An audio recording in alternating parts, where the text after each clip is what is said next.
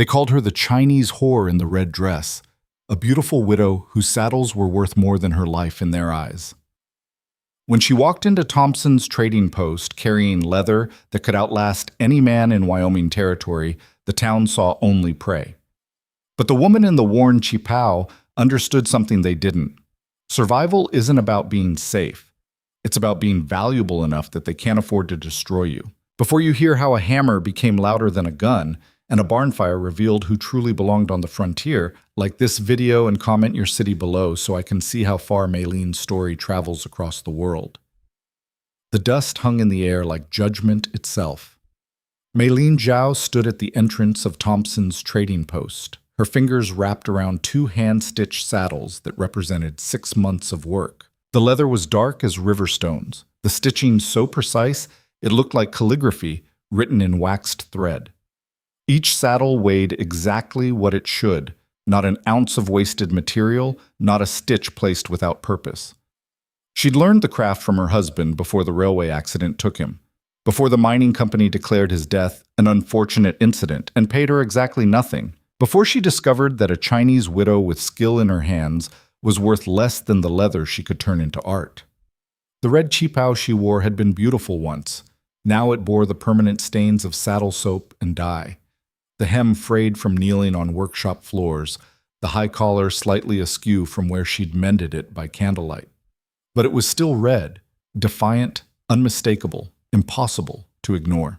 She pushed through the door. The conversation inside died like a match in wind.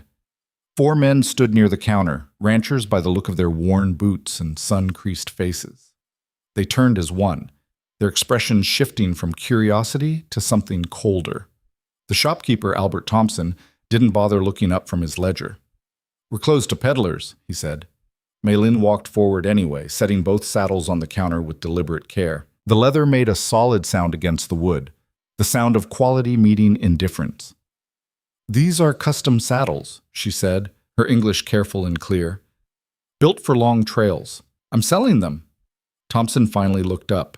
His eyes moved over the saddles with practiced dismissal, the kind of glance meant to establish worthlessness before negotiation could begin. He didn't touch them, didn't test the weight, or examine the stitching. "Chinese work," he said, as if that explained everything. One of the ranchers laughed, not loud, just a brief exhalation meant to be heard. Maylene kept her face still. She'd learned early that reaction was currency, and she wouldn't spend it on men like these. "The price is $40 each," she said. "The leather alone cost half that." Thompson's mouth twitched into something adjacent to a smile. "I'll give you 12 for both."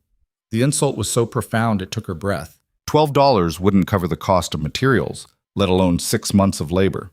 It wasn't a negotiation. It was a test to see how desperate she truly was. Maylene's hands moved to the saddles, pulling them back toward the edge of the counter. "Then we have no business," she said. "Now hold on." Thompson's voice sharpened. "You walked in here wanting to sell. I'm offering to buy. That's how commerce works, miss." "Commerce requires both parties to be honest about value," Maylene said. "You are not." The rancher who'd laughed earlier stepped closer. He was broad-shouldered, his face reddened by weather and whiskey. "You got some nerve coming in here and calling Mr. Thompson a liar." Maylene met his eyes without flinching. "I called him dishonest about value. If you believe those words mean the same thing, that tells me what you are." The man's face darkened. He moved toward her, one hand rising. "That's enough, Crawford." The voice came from the doorway, quiet but absolute. Every head turned. A man stood silhouetted against the afternoon light, tall and spare as a lodgepole pine. He wore the practical clothes of someone who worked rather than postured. Canvas trousers, a plain shirt, a hat that had seen actual weather. His face was difficult to read, weathered into careful neutrality. He stepped inside, letting the door close behind him. Thompson straightened. "Ethan, didn't expect you today." The man, Ethan, didn't respond. He walked past Crawford, past the other ranchers, and stopped in front of the counter. His eyes moved over the saddles with a completely different quality of attention. He picked up the nearest one, testing its weight. His fingers found the pommel, the cantle, traced the line of reinforced stitching that ran along the stress points. He turned it over, examining the fleece lining and the way the stirrup leathers were anchored. Who taught you to balance the tree like this? He asked. Maylene hesitated. It was the first real question anyone had asked about her work in months. My husband, she said. He learned from saddle makers in San Francisco. Ethan nodded slowly, still examining the leather. The stitching here, he indicated where the skirt attached to the tree. This prevents the whole thing from twisting under weight. Most saddles fail right there. Yes. And the rigging? He checked the front and back cinches, testing their anchoring points. Double rigged, but not so the weight pulls wrong. A saddle should move with the horse, Maylene said, not against it. Ethan set the saddle down carefully and looked at her for the first time. His eyes were gray, direct, surprisingly kind. What's your price? 40 each. He didn't hesitate. I'll take both. The silence in the room took on a different texture. Thompson's face went tight. Now, Ethan, you don't want to overpay for... I'm paying for quality, Ethan said, pulling cash from his pocket and counting it out on the counter. $80. That's fair for work this good. Maylene stared at the bills. $80 was more than she'd seen at once since her husband died. It was enough for winter supplies, enough to keep the landlord from evicting her, enough to buy time. She picked up the money with hands that wanted to shake but didn't. Thank you, she said. Ethan gathered both saddles, handling them with the same careful attention he'd used during the examination. Then he paused, looking at her again. Do you know how to keep them working when the trail turns hard? The question hung in the air like smoke. Maylene understood what he was really asking. It wasn't about maintenance. It was about whether she understood what happened to leather under real conditions, whether her knowledge went deeper than assembly. Yes, she said. I know how to repair what breaks and prevent what shouldn't. Ethan nodded once, decisive. My ranch is 2 days north of here. I need someone who can maintain tack and teach my hands proper care. If you're interested in the work, you can ride up with me. I'm heading back at first light. Crawford made a sound of protest. Ethan, you can't be serious about bringing her to... I'm serious about hiring someone who knows their craft, Ethan said, his tone gone flat and final. What happens on my land is my business, Crawford, not yours. He turned back to Maylene. There's a boarding house 2 streets over. Mrs. Henderson runs it clean and fair. Tell her I sent you. She'll have a room. Then he walked out, saddles over his shoulder, leaving Maylene standing in a store full of hostile silence. The boarding house room cost 50 cents. It was small, clean, and utterly impersonal. A narrow bed, a washstand, a single window that looked out onto the skeletal framework of buildings trying to become a town. Maylene sat on the edge of the bed and counted her money again. $80 minus the room fee left her with $79.50, more than she'd had in half a year. But the offer echoed louder than the cash. A job. Work that used her actual skills. The possibility of something beyond desperate transactions and humiliating negotiations. She thought of her husband, Way, and the workshop they'd built together in San Francisco. He'd been a gentleman with an engineer's mind, always trying to solve the puzzle of how things held together under pressure. When the railroad company recruited him to work on the mountain routes, he'd seen it as an opportunity to provide, a chance to build something permanent. The telegram announcing his death had cost 12 cents. The company's refusal to pay compensation had cost her everything else. She'd sold the workshop, sold their furniture, sold everything that wasn't essential. And then she'd come to Wyoming because she'd heard there was work for anyone willing to do it. What she'd found instead was a territory that saw her face before it saw her hands. Maylene stood and moved to the window. Below, the street was emptying as afternoon became evening. She could see Thompson's store still lit, could see Crawford and the other ranchers leaving, their postures loose with the confidence of men who'd never questioned their place in the world. She thought about Ethan Hale's question, do you know how to keep them working when the trail turns hard? Yes, she knew, because everything she'd built had been built on hard trails. First light came cold and clear.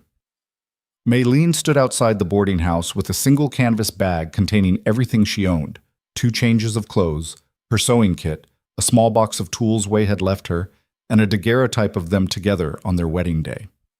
Ethan arrived exactly when he'd said he would, leading 2 horses and a loaded pack mule. He nodded when he saw her waiting. You're ready, he observed. I don't waste time once I've decided, Maylene said. He helped her mount one of the horses, a patient sorrel mare with intelligent eyes. Maylene settled into the saddle, feeling its balance immediately. Good construction. Someone had cared about the details. They rode out of town as the sun broke over the eastern peaks, turning the dust gold. For the first hour, they traveled in silence.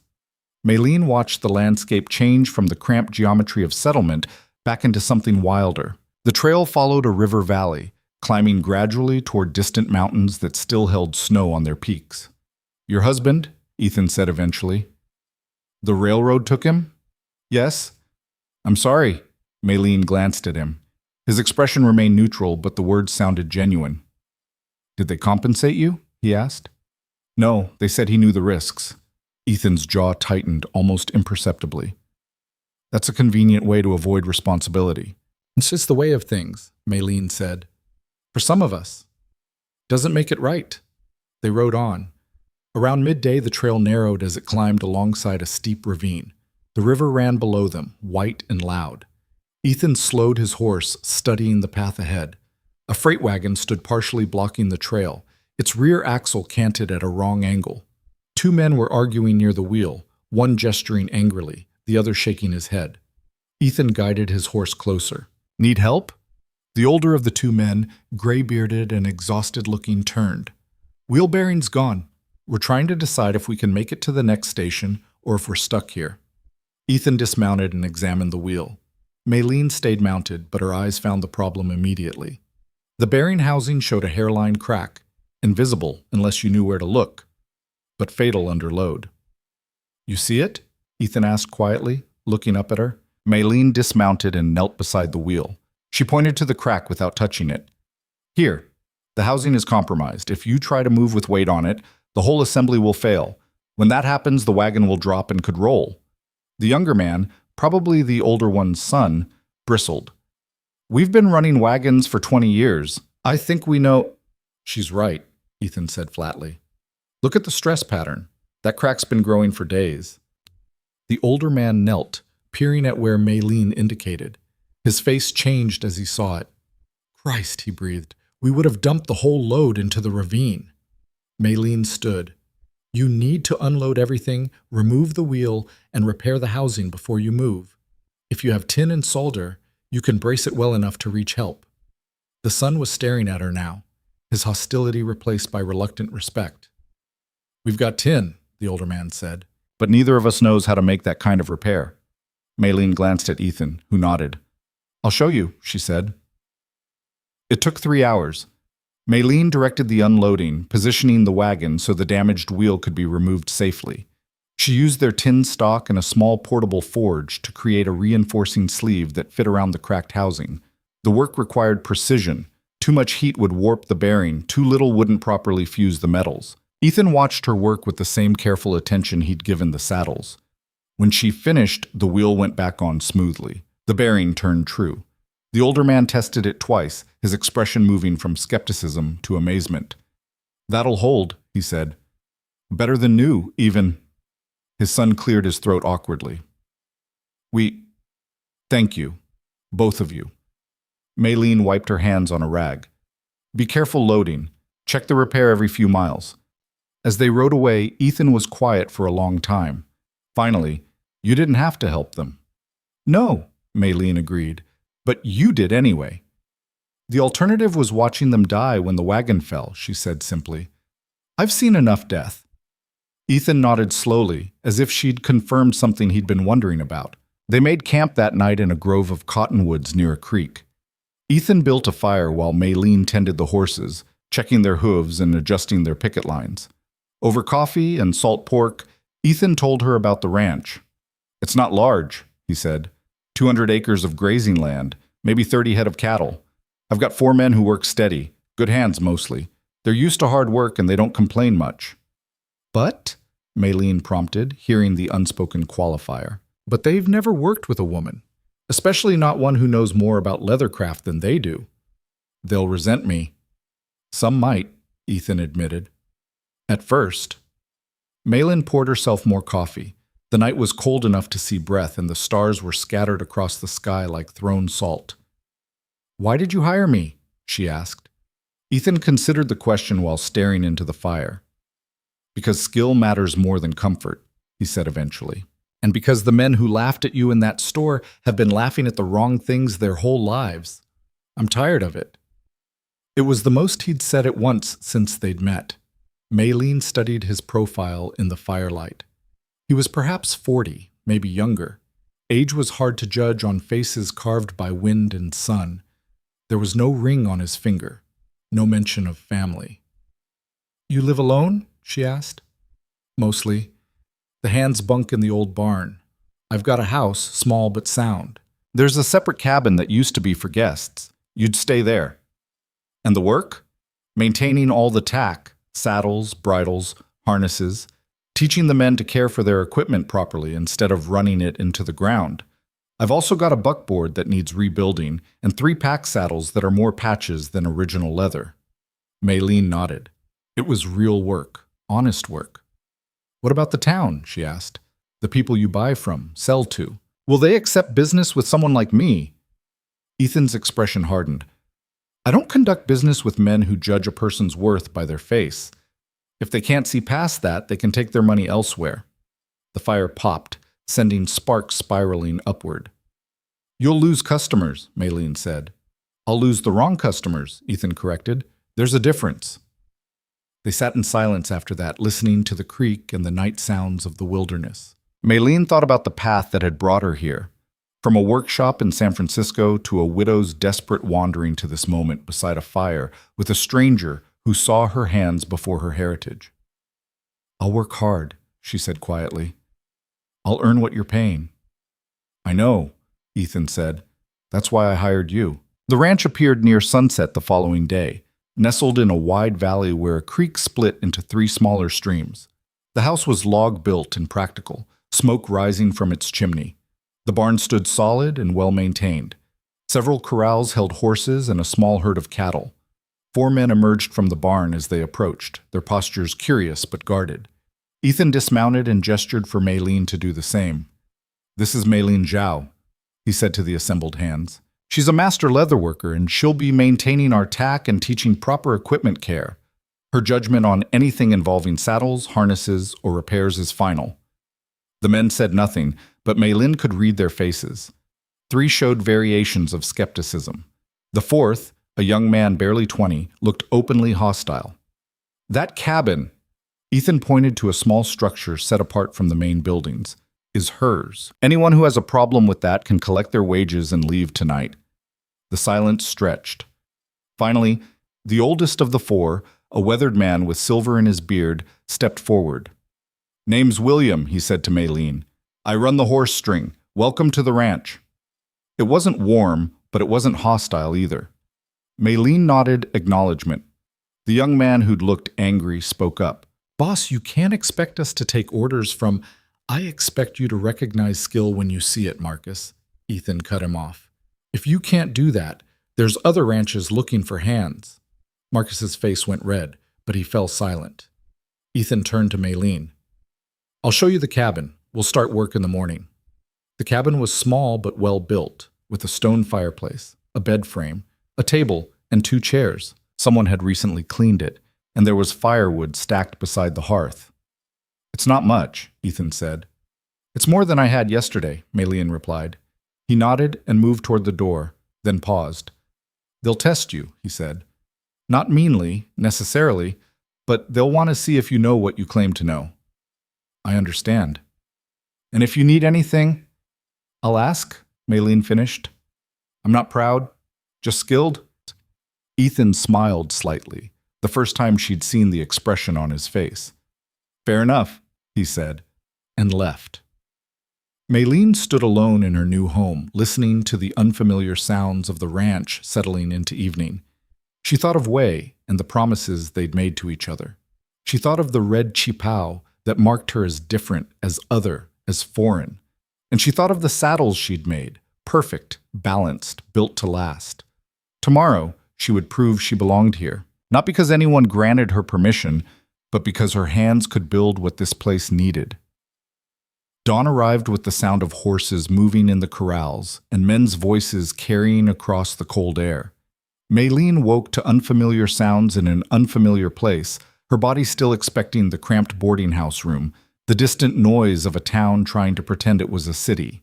She dressed in the red cheapao. There was no point pretending to be anything other than what she was, and stepped outside into morning light that turned the valley gold. William stood near the barn, coiling rope with practiced efficiency. He glanced up as she approached, his expression neutral but assessing. "Coffee's on in the bunkhouse if you want it," he said. "Thank you. Where should I start?" William gestured toward the barn's interior. "Boss said to show you the tack room. Fair warning, it's a mess. Last man who was supposed to organize it quit 3 months back." The tack room was worse than a mess. It was a graveyard of neglected leather. Saddles hung askew on pegs, their trees cracked, and their fleece linings matted with old sweat. Bridles lay tangled in corners, the leather stiff and cracking. A pile of what might have once been useful equipment sat decomposing in the back corner, covered in dust and mouse droppings. Maylene stood in the doorway, taking it all in with the kind of calm that comes from seeing disaster and knowing exactly how to address it. "How many working saddles do you actually have?" she asked. William scratched his beard. "Maybe 6 that won't break a man's back or cripple a horse." "Out of how many total?" 15, give or take." Maylene walked into the room, her fingers already moving to examine the nearest saddle. The leather was dry, starving for oil. The stitching along the skirt had come loose in 3 places. The tree itself felt solid enough, but the rigging was worn dangerously thin. "This would fail under real work," she said. "That's Jake's saddle. He's been complaining about back pain for a month.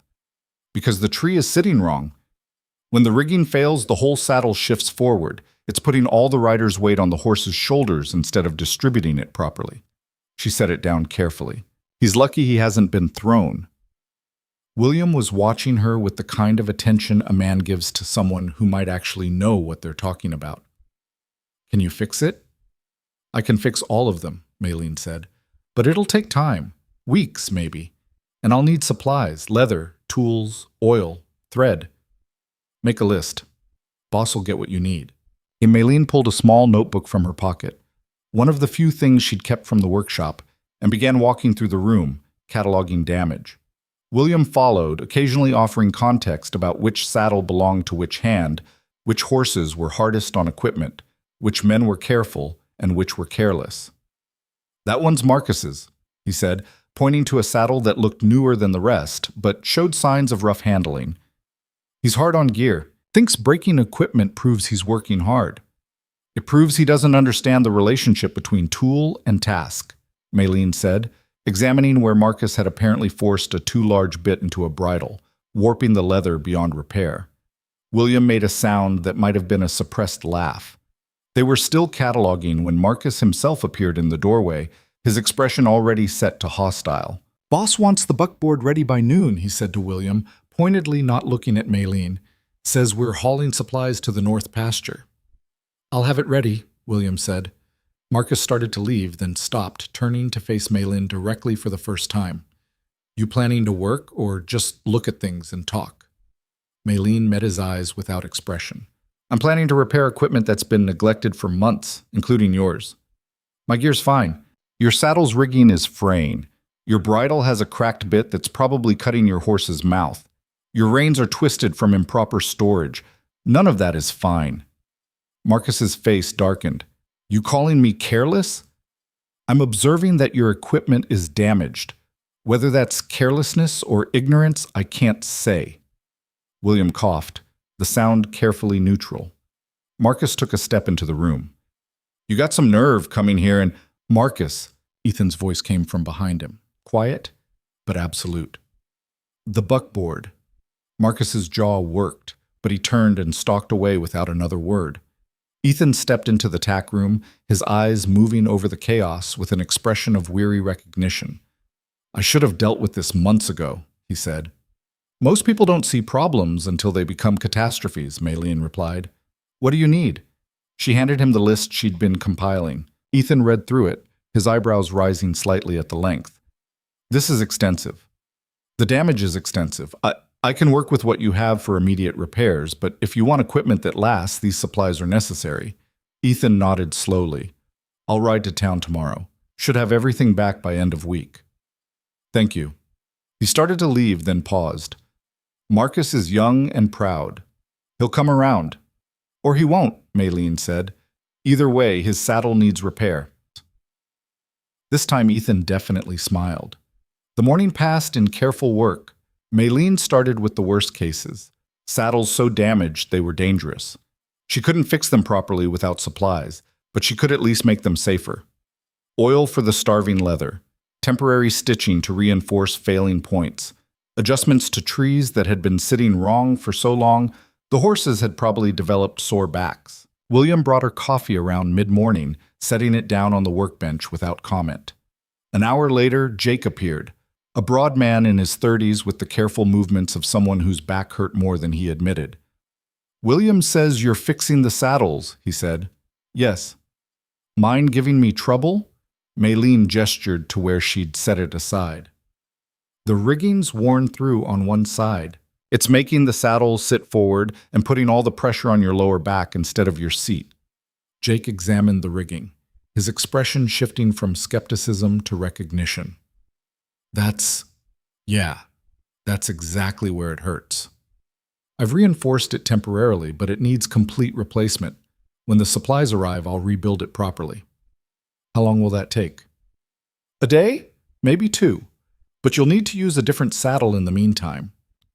Jake nodded slowly, then looked at her directly. William says you spotted that wagon crack yesterday. The one that would have killed the Hendersons if they'd kept rolling. Yes. That kind of eye, that's rare. He picked up his saddle, testing its weight. I appreciate the work. It was a small thing, barely even an acknowledgement, but it mattered. After Jake left, Maylene continued working through the damaged equipment. Her hands moved with the automatic precision of long practice, testing, measuring, cataloging. The tack room slowly began to organize itself around her, chaos resolving into systematic assessment. She was examining a bridle when she heard the sound. It came from outside, faint but distinctive, the high, frightened whinny of a horse in distress. Maylene set down the bridle and moved to the barn entrance. In the main corral, one of the horses was circling frantically, favoring its right front leg. Marcus stood nearby, coiling a rope and looking frustrated. What happened? Maylene called. None of your business, Marcus shot back, but William was already jogging over from the equipment shed, his face concerned. That's Cloud. She's Ethan's best cutting horse. The mare whinnied again, the sound sharp with pain. Maylene didn't ask permission. She climbed the corral fence and dropped into the enclosure, moving slowly and keeping her body language calm. The mare's ears flicked toward her, but the circling continued. Easy, Maylene said softly, not reaching out, just standing still and letting the horse become accustomed to her presence. Easy now. The mare slowed, then stopped, three-legging the injured hoof. Maylene approached from the side, one hand extended, letting Cloud smell her before making contact. The horse's neck was damp with nervous sweat. What did you do? Maylene asked Marcus without looking at him. I didn't do anything. She just started limping. Horses don't just start limping. Something happened. Marcus's silence was answer enough. Maylene ran her hand down Cloud's leg, feeling for heat or swelling. When she reached the pastern, the mare flinched. There, Maylene murmured. She crouched carefully, lifting the hoof. A nail had been driven through the frog. Not deeply, but enough to cause serious pain. The kind of injury that happened when someone tried to shoe a horse without proper preparation or patience. Were you trying to shoe her yourself? Maylene asked, still focused on the hoof. Marcus said nothing. William swore softly. Marcus, what the hell were you thinking? I was thinking I could save us the cost of a farrier, Marcus snapped.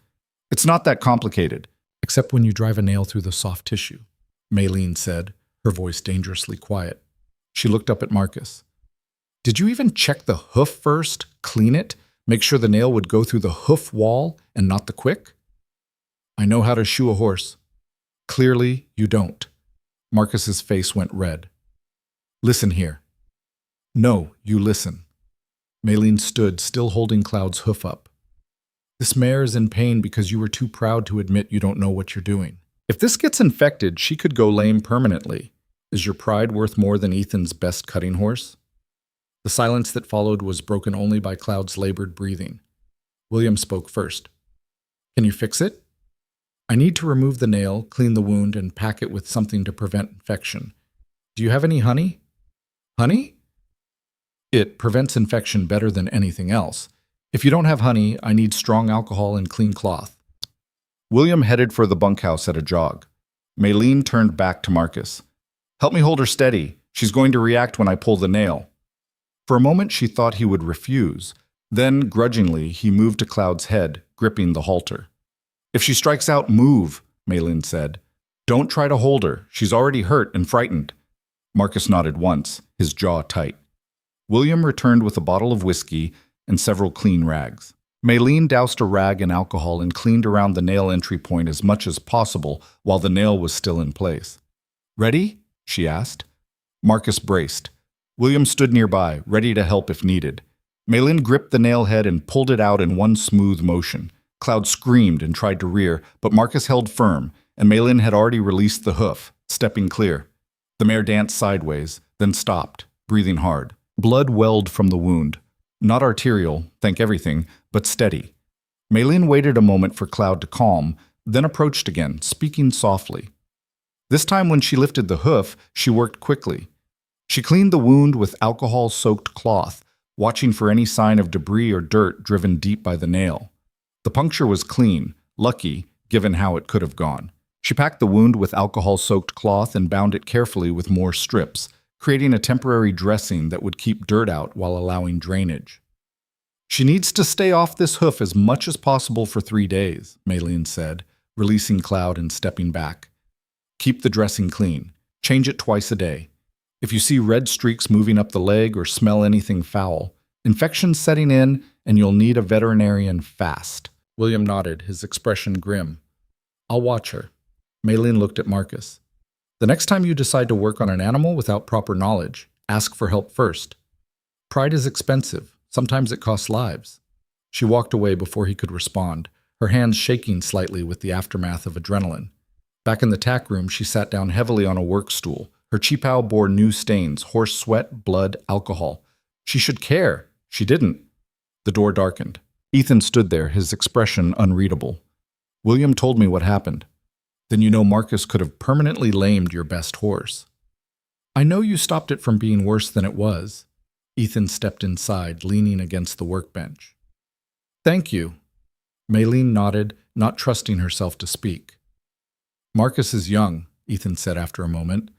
His father ran him off their ranch for being too hot-headed. I hired him because everyone deserves a second chance, but I'm starting to wonder if I made a mistake. He's not hot-headed, Maylene said. He's proud and he's frightened. Ethan's eyebrows rose. Frightened? Of being proved worthless, of being run off again. So he overcompensates by pretending he knows everything, and when he fails, he gets angry instead of accepting correction. She met Ethan's eyes. It's not that different from what I do. You? I'm terrified every single day that someone will decide my skill doesn't matter as much as my face. So I work twice as hard and accept half as much grace. Maylene gestured at the organized chaos of the tack room. The difference is, I actually do know what I'm doing. Ethan was quiet for a long moment. You're right, he said finally. About Marcus. About yourself. He pushed off the workbench.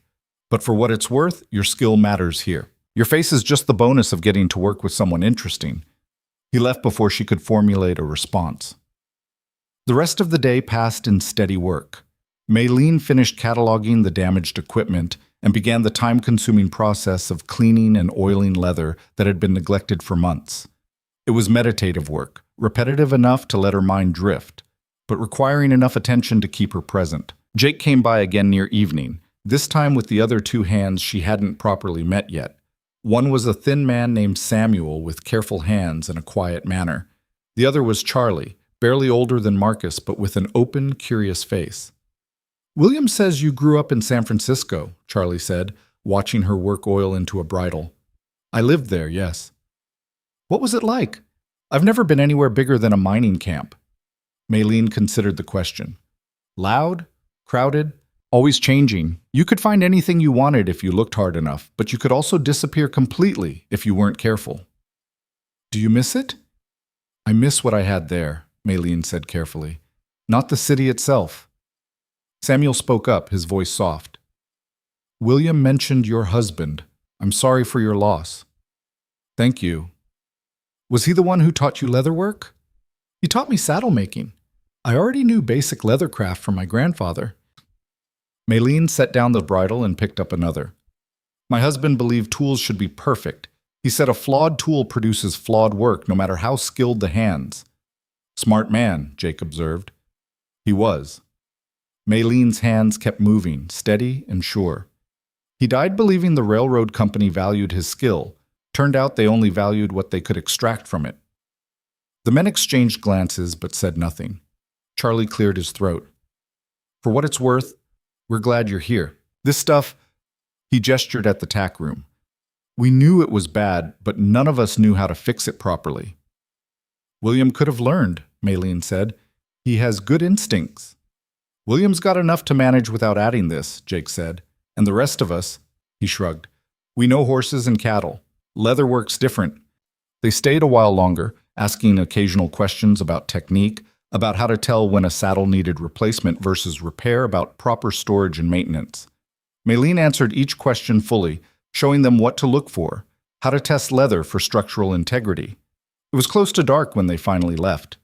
Maylene worked a while longer by lamplight, then cleaned her tools and walked back to her cabin. The night was cold and clear, stars scattered like diamonds across black cloth. Smoke rose from the bunkhouse chimney. Lamplight glowed in Ethan's house windows. Inside her cabin, Maylene built a fire and heated water for tea. She sat at the small table, letting warmth seep back into her hands, and thought about the day. Marcus's hostility. William's cautious respect, Jake's gratitude, Charlie and Samuel's curiosity, and Ethan's words, "Your face is just the bonus of getting to work with someone interesting." She touched the red kipau's fabric, worn, stained, irreparably marked by work and time. Her mother had sewn this dress for her wedding, had spent months on the embroidery that was now almost invisible beneath layers of damage. Maylene had kept wearing it long after it stopped being appropriate, partly because she couldn't afford to replace it, partly because it was all she had left of celebration and hope, but mostly because she'd learned that being invisible meant being safe, and nothing made a Chinese widow more visible than bright red silk in a territory of dust and denim. Visibility was dangerous, but invisibility meant nothing she did would ever matter. A knock interrupted her thoughts. She opened the door to find William standing there, hat in hand. "Didn't mean to disturb you," he said. "Just wanted to let you know Cloud's doing better. Wound looks clean. She's putting weight on the hoof." "That's good." William nodded, then seemed to struggle with something. Finally, "Marcus came to me after dinner, said he wanted to learn proper hoof care. Asked if I thought you'd be willing to teach him." Maylene blinked. "Marcus asked that?" "Didn't sound happy about it, but yeah." William's weathered face creased into something almost like a smile. "Figured you'd want to know. Tell him I'll show him tomorrow, after morning chores. I'll let him know." William settled his hat back on his head. "You did good work today. With Cloud, with the tack room, all of it. Wanted you to hear that from someone." He left before she could respond. Maylene stood in the doorway, watching him walk back toward the bunkhouse. The night air was cold enough to sting, but she stayed there anyway, looking out at the ranch that was slowly, cautiously, beginning to feel like it might have space for her. The next morning brought frost and clear skies. Maylene found Marcus waiting near the barn, his posture stiff but present. "William said you'd teach me," he said without preamble. "I will. But first you need to understand something." Maylene met his eyes. "Teaching you doesn't mean I think less of you for not knowing. It means I think you're capable of learning. There's a difference." Marcus's jaw worked. "I shouldn't have tried to shoe Cloud without asking for help." "No, you shouldn't have. But you're here now, which means you're smart enough to recognize a mistake." She gestured toward the corral. "Come on, we'll start with the basics." They spent 2 hours going through proper hoof care. How to clean a hoof thoroughly, how to identify problems before they became serious, how to tell when a horse needed a farrier versus when simple maintenance would suffice. Marcus asked few questions but paid intense attention, his hands following her demonstrations with surprising gentleness. When they finished, he stood there awkwardly for a moment. "I was wrong about you," he said finally, "about thinking you didn't belong here." You were protecting something you value, Maylene replied. The ranch, your place in it. That's not wrong. Just aim it better next time. Something in Marcus's expression eased. He nodded once and walked away. Ethan appeared from the direction of the house carrying 2 mugs of coffee. He offered one to Maylene. Saw you working with Marcus, he said. He'll be fine. He learns quickly when his pride isn't in the way. Not unlike someone else I know. Maylene smiled despite herself. Fair point. They stood together in companionable silence, drinking coffee and watching the ranch wake up fully. Men emerged from the bunkhouse, horses moved in the corrals, cattle called to each other in the distance. I'm riding to town this afternoon, Ethan said, for the supplies you need. Anything else you want me to get? Maylene thought about it. Thread. Good quality. Waxed. And if Thompson's store has any leather dye, something close to saddle brown. I'll see what I can find. Ethan finished his coffee. You'll be all right here while I'm gone? I've been all right in worse places. I don't doubt it.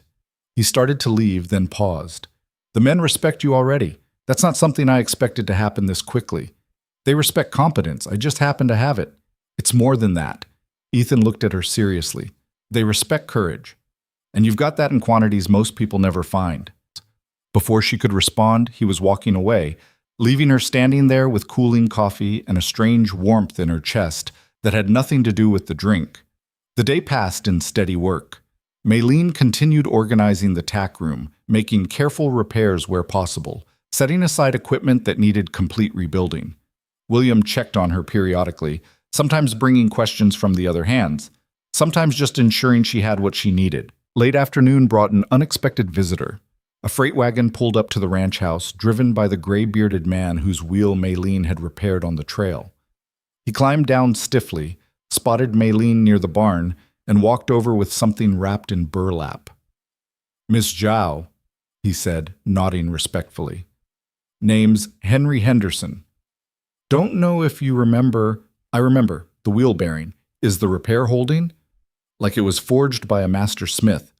Henderson held out the burlap-wrapped bundle. Made it all the way to Denver and back without a problem. My son and I wanted to thank you properly.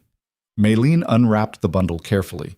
Inside was a set of leather working tools, punches, needles, edge bevelers, all clearly handmade and of exceptional quality. These are too much, she said. These are barely adequate, thanks for saving our lives, Henderson corrected gently. My son's a leather worker by trade. He made these special when I told him what you did. The tools were beautiful, balanced perfectly in her hand, the kind of equipment that lasted generations. Thank you, Maylene said quietly. Truly. Henderson smiled. Word spreading, you know, about the Chinese woman who knows leatherwork and machinery both. About how you spotted a crack that would have killed us. He glanced around the ranch. This is good land. Good people. I'm glad you're here. He left with a wave, his wagon creaking back down the trail. Maylene stood holding the tools, feeling the weight of unexpected kindness. She thought of the shopkeeper who'd offered $12 for her saddles, of the men who'd laughed at her in Thompson's store, and she thought of this, a gray-bearded freight hauler driving miles out of his way to say thank you. Ranch hands asking her to teach them, a quiet rancher who saw skill before heritage. The frontier was brutal and unforgiving, but it also had space for those willing to prove themselves with their hands. Ethan returned from town 3 days later with a wagon loaded so heavily the axles creaked. Maylene heard the approach and emerged from the tack room to find him directing William and Jake in unloading crates marked with the names of supply companies from 3 different territories. You bought out half the territory, she observed. Ethan jumped down from the wagon seat, dusting off his hands. Bought what you needed and then some. Figured if we're doing this properly, we should have surplus. The crates contained everything on her list and more. Rolls of premium leather in varying weights, spools of waxed thread in multiple thicknesses, bottles of oil and preservative, dyes, tools, hardware, and even a small anvil for metalwork. This must have cost a fortune, Maylene said quietly. It cost what good equipment costs. Ethan met her eyes. You can't do quality work with inferior materials. My father taught me that. They spent the afternoon organizing the new supplies in the tack room. Ethan helped her build additional shelving, his hands skilled with hammer and saw. They worked in comfortable silence, broken occasionally by practical questions about placement and organization. Thompson tried to overcharge me for the leather, Ethan mentioned casually while securing a shelf bracket. Said prices had gone up. Had they? Not according to the supplier in Denver I wired before going in. Ethan's mouth tightened. So I bought from a new merchant instead, man named Chen, who just opened a shop on the east side of town. Mei-Lin looked up from coiling thread. Chinese? From Canton, he said. Came over on the railway, saved enough to start his own business. Ethan hammered in another nail. Does good work. Fair prices. Thompson seemed surprised when I walked out with my business. You'll make enemies that way. I'll make the right enemies. Ethan tested the shelf's stability. Besides, Chen mentioned he knows a saddle maker, someone who learned the craft in San Francisco. Mei-Lin's hand stilled. He knows Wei? Knew him, past tense. Said your husband was one of the finest craftsmen he'd ever met. Ethan's voice gentled. He asked me to tell you that Wei's work is remembered, that it mattered. Something tight in Mei-Lin's chest loosened slightly. She'd carried Wei's death like a private shame, evidence that skill and goodness weren't enough to protect against indifference. But hearing that his work was remembered, that someone held his name with respect, made the loss feel less like erasure. Thank you, she managed, for telling me. They finished the shelving as evening fell. The tack room looked transformed, organized, well-stocked, ready for serious work. Mei-Lin stood in the center of it, feeling something she hadn't felt in months. Purpose. The next week fell into a rhythm. Mornings began with coffee and checking on Cloud's healing hoof. The mare was recovering well, putting full weight on the leg and showing no signs of infection.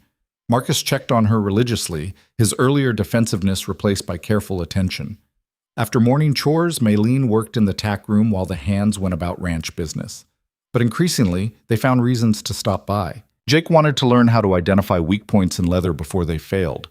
Samuel asked about proper storage techniques. Charlie wondered if she could teach him basic stitching repairs.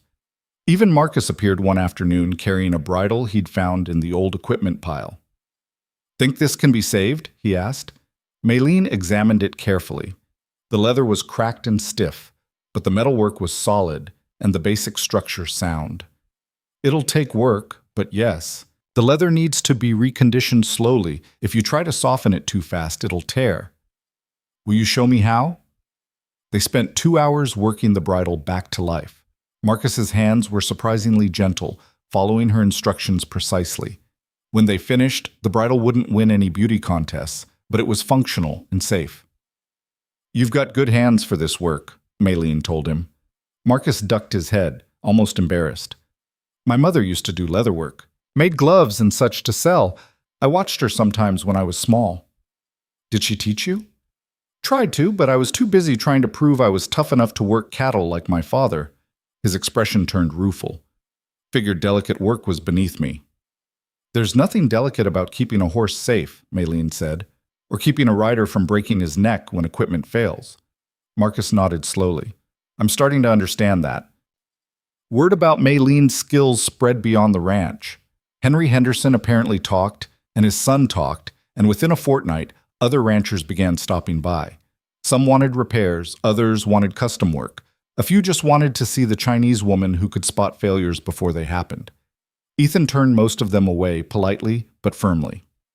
She's working for me, he told a rancher named Douglas, who'd ridden over specifically to commission a saddle. Not taking outside work. I'll pay premium, Douglas insisted. That's not the point. After Douglas left looking disgruntled, Mei-Lin approached Ethan where he stood by the corral. You could have let me decide whether to take the work, she said. Could have, Ethan agreed. But you're already working 12-hour days getting our equipment sorted. Taking outside commissions would only spread you thinner. The money would be good. The exhaustion would be better? Ethan turned to face her. I hired you to work here, not to work yourself into the ground trying to satisfy every rancher in the territory. That's my choice to make. It is, Ethan acknowledged. And when our tack room is actually finished, when every saddle here is safe and maintained, then you can decide about outside work, but not before. Mei-Lin wanted to argue, but the logic was sound. And beneath it, she recognized something else. Concern. Not for his equipment or his investment, but for her. Fair enough, she said finally. 3 weeks into her time at the ranch, a rider arrived at dusk. He was well dressed for the frontier, expensive boots, a tailored coat, a horse that probably cost more than most men earned in a year. His face was handsome in a calculated way, his smile practiced. Ethan met him in the yard, his expression carefully neutral. "Pike," he said, "what brings you out here?" So this was Victor Pike, the cattle buyer William had mentioned in passing, the man who controlled most of the beef sales in the region. "Heard you've got quite the operation going," Pike said, dismounting smoothly. "Thought I'd stop by, see how things are running." "Things run fine." Pike's smile never wavered. "Also heard you've acquired some interesting help. A Chinese craftswoman, is that right?" Maylene emerged from the barn, drawn by something in Pike's tone that set her instincts humming warning. Pike's eyes found her immediately, traveling over her red cheepow with the kind of assessment usually reserved for livestock. "Remarkable," he said. "The rumors don't do you justice, Miss Zhao," Maylene said flatly. "Miss Zhao, Victor Pike, at your service." He executed a small bow that managed to feel mocking. "I understand you're quite skilled with leather work?" "I do my job." "More than that, from what I hear. Henderson says you saved his life. Douglas says you spotted problems with his wagon that 3 mechanics missed." Pike's smile sharpened. "That kind of skill is valuable." "She works here," Ethan said, his voice dropping into a lower register. Of course. Pike raised his hands in a placating gesture. "I'm not trying to poach your employee, Hale. Just expressing appreciation for craftsmanship." "Your appreciation is noted. Now, if you'll excuse us, we have work to finish before dark." Pike's smile tightened slightly, but he remounted smoothly. "I'll be in touch about that cattle contract we discussed." "Good evening." He rode away at a leisurely pace, like a man with all the time in the world. William appeared from the bunkhouse, watching Pike's departure with narrowed eyes. What did he want? "To make his presence known," Ethan said grimly, "to remind us he's watching." "Should we be concerned?" Maylene asked. Ethan was quiet for a moment. "Pike's a businessman. He deals in leverage and obligation. Right now, he's just gathering information." He looked at her seriously. "But yes, we should be careful." That night, Maylene lay awake in her cabin, listening to the wind move through the valley. She thought about Pike's smile and the way his eyes had calculated her worth like an accountant tallying assets. She'd seen that look before, in different contexts. Men who believed everything could be bought or taken, who saw other people as resources to be acquired or obstacles to be removed. Way had warned her about men like that, had told her that the most dangerous people weren't the ones who threatened violence openly, but the ones who treated cruelty like business strategy. Sleep came eventually, but it was thin and restless. The next morning brought unusual activity. A freight wagon arrived around mid-morning, this one unfamiliar. The driver asked for Ethan specifically, handed him a sealed letter, and left without explanation. Ethan read the letter twice, his expression darkening. "Problem?" William asked. "Maybe. Pike's offering a cattle contract at above market rates." Ethan folded the letter carefully, which means he wants something in return. "Could just be good business," Jake suggested.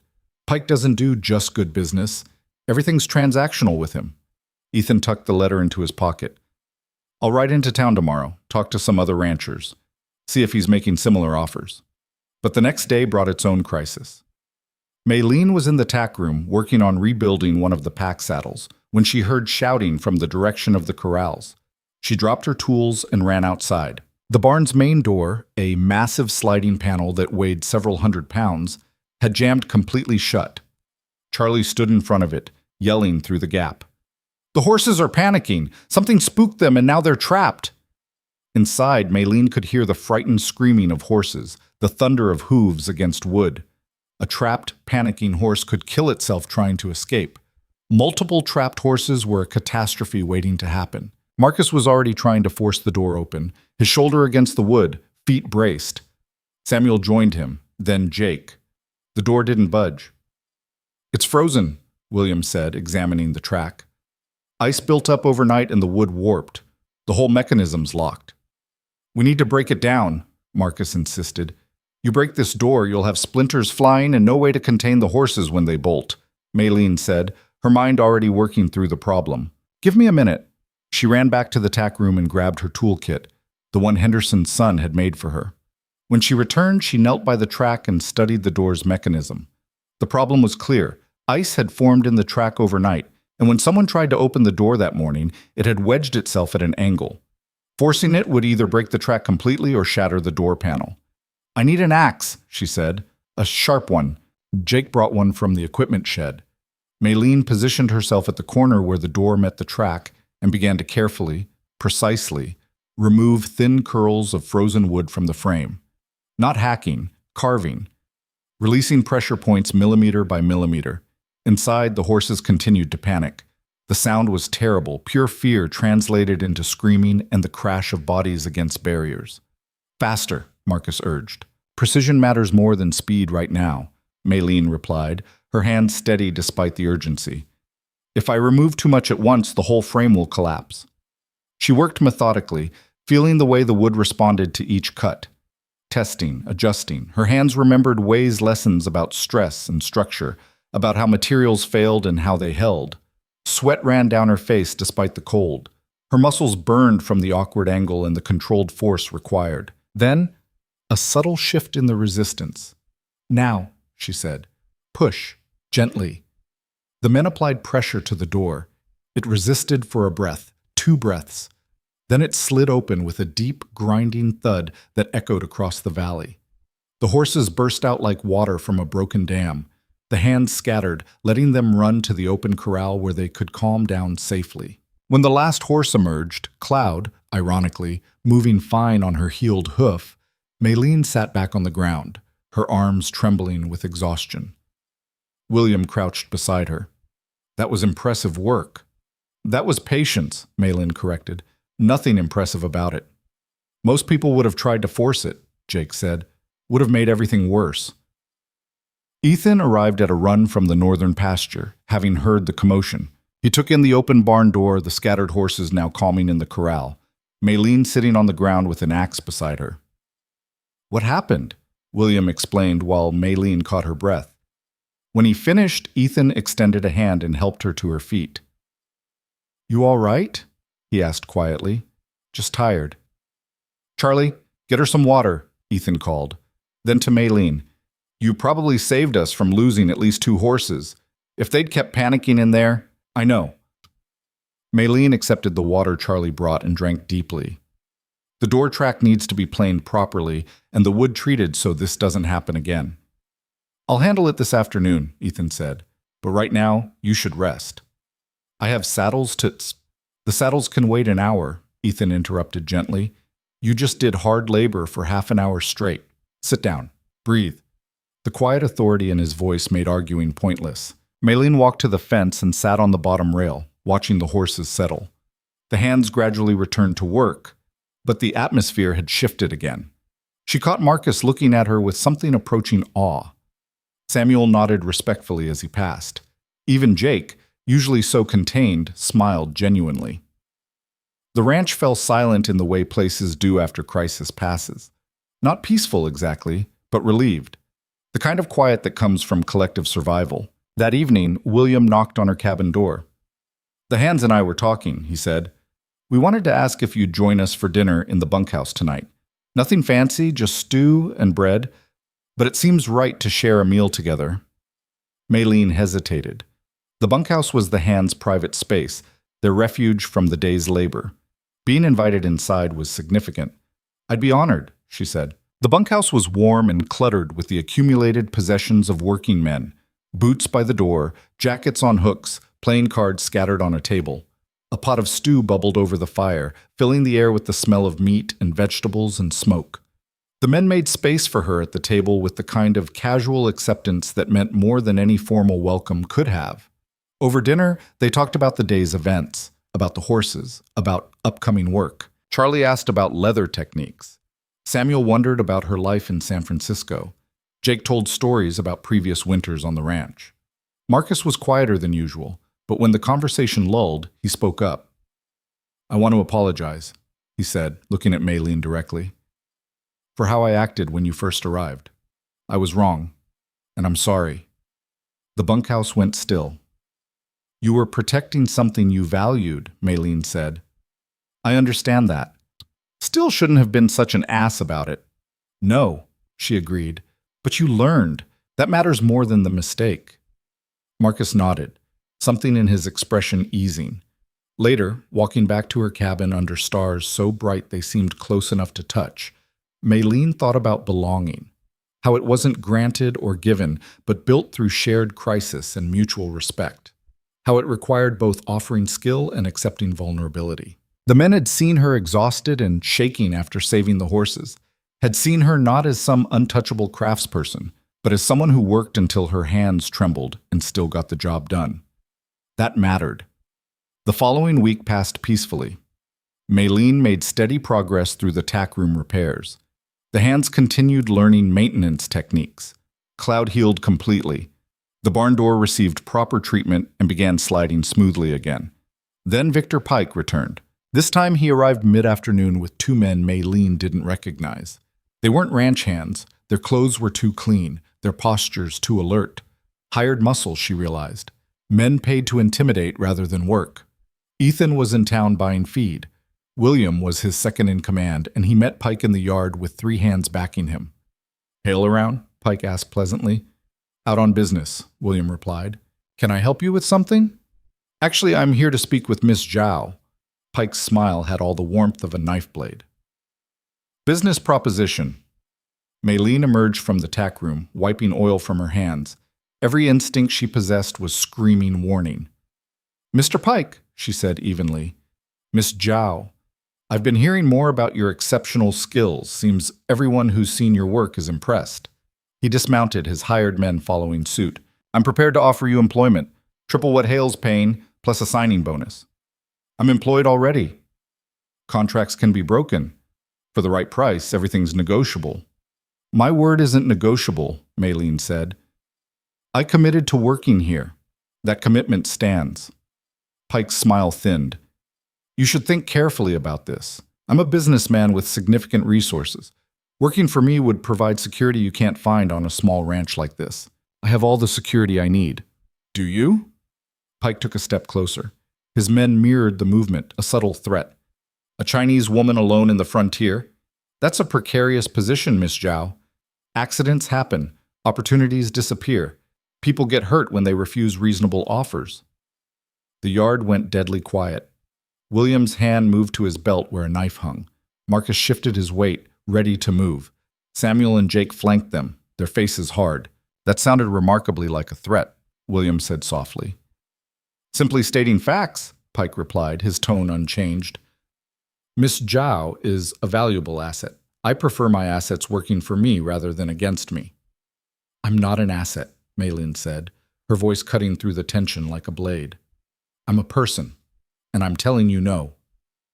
Pike's expression finally showed something genuine, anger, quickly masked but unmistakable. You're making a mistake, he said. That's my mistake to make. Pike remounted, his movement sharp with suppressed fury. I tried to handle this civilly. Remember that. He rode away with his men, leaving the ranch hands standing tense and alert. That's not good, Samuel said quietly. No, William agreed. That's not good at all. When Ethan returned that evening, William filled him in immediately. Ethan's face went carefully blank in the way it did when he was truly angry. He threatened you, he said to Maylene. He implied threats. There's a difference. Not much of one. Ethan paced the length of the barn, thinking. Pike operates through intimidation and leverage. If direct threats don't work, he'll escalate. To what? Maylene asked. That's the question. Ethan stopped pacing. He wants you working for him, which means he sees value in your skills, but he's also used to getting what he wants. When that doesn't happen, he gets creative. Should we expect trouble? Jake asked. Yes, Ethan said flatly. The question is what kind and when. They didn't have to wait long for the answer. 2 nights later, Maylene woke to the smell of smoke. She bolted from bed, pulled on clothes, and ran outside. The barn, the same barn whose door she'd saved, was burning. Orange flames licked up the walls, consuming dry wood with terrifying speed. Men were already running from the bunkhouse. Ethan emerged from his house carrying a rifle. "Bucket line," William shouted. "Now!" They formed a chain from the creek to the barn. Maylin, William, Jake, Samuel, Charlie, Marcus, Ethan, passing buckets hand to hand in desperate rhythm. The smoke was thick and choking, heat pressed against them like a living thing. Maylin's world narrowed to the motion. Receive bucket, pass bucket, receive bucket, pass bucket. Her hands blistered, her lungs burned. The red cheepow clung to her with sweat and smoke, but they kept going. Slowly, impossibly, the fire began to lose ground. The flames that had threatened to consume everything gradually retreated under the relentless assault of water and will. When the last ember was finally drowned, they collapsed where they stood, gasping and smoke-stained and exhausted beyond measure. The barn stood, damaged, blackened, but standing. They'd saved it. Ethan walked the perimeter with a lantern as dawn broke. He stopped near the back corner, examining something on the ground. "Here," he called. The others gathered. In the dirt were fresh horse tracks, 3 sets, leading to and away from the barn. And among the charred debris, glass fragments that smelled of kerosene. "Arson," William said grimly. "Pike," Marcus snarled. "We don't know that," Ethan said, though his voice suggested he believed it. "Who else?" Jake demanded. "He threatened her 2 days ago. Now the barn burns." Maylene stared at the damaged building, at the black scars of fire across wood that had stood for decades. She thought of Pike's cold smile and his calculated threats. This was what happened when you refused to be owned, when you insisted on making your own choices, when your face and your heritage made you vulnerable to men who saw everything as a transaction. "What do we do?" Samuel asked. Ethan looked at each of them in turn, his expression hardening into something implacable. "We prove it," he said. "We find evidence, we take it to the sheriff, and we make sure Pike answers for this. And if the sheriff won't listen," Marcus asked, "then we make enough noise that he has to." Maylene touched the barn wall, feeling the rough char under her fingers. She thought of Way and his faith that skill mattered. She thought of every time she'd been told her work was worthless, her presence unwelcome, her existence inconvenient. And she thought of the bucket line, 7 people working as one, refusing to let fire win. "He wanted to break us," she said quietly, "to make me feel unsafe enough to leave or desperate enough to accept his terms." "Did it work?" Ethan asked, though his tone suggested he already knew the answer. Maylene looked at the damaged barn, then at the people who'd stood beside her fighting flames in the dark. "No," she said, "it didn't work at all."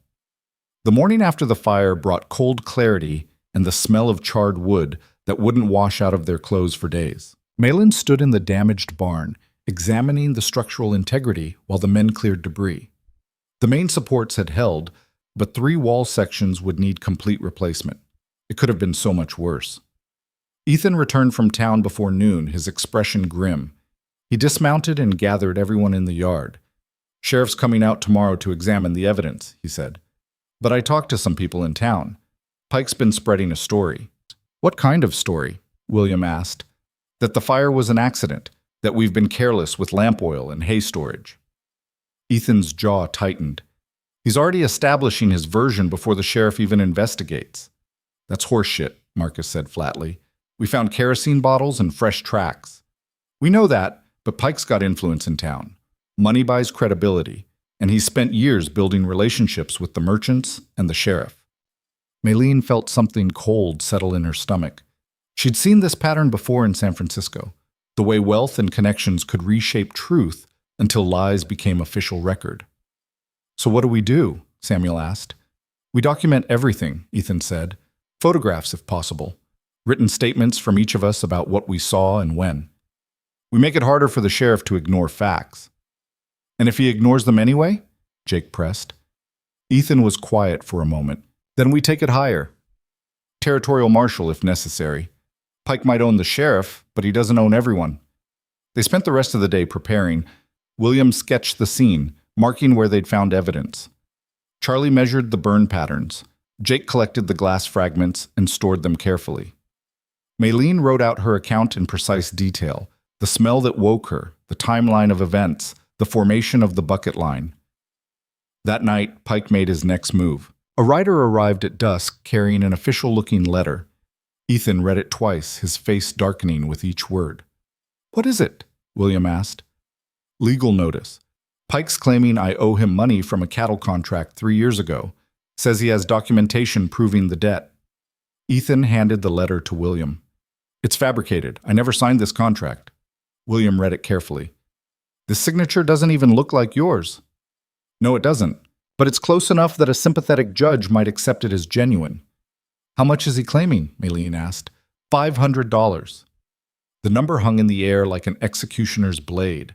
$500 was enough to ruin a small ranch, enough to force a sale or seizure of assets. "This is retaliation," Samuel said, "for refusing to hand over Maylene, and for not caving when he burned the barn," Marcus added. "He's escalating." Ethan folded the letter carefully. "He's trying to attack from multiple angles at once: legal pressure, property damage, intimidation. He wants us overwhelmed." "Is it working?" Charlie asked quietly. Ethan looked at each of them in turn. "That depends on whether we let it." The sheriff arrived the next morning, a heavy-set man named Morrison with the tired eyes of someone who'd long since stopped caring about justice and started caring about comfort. He examined the burn site with Pike's version of events clearly already in his mind. "Looks like careless lamp storage to me," he said, kicking at the charred wood.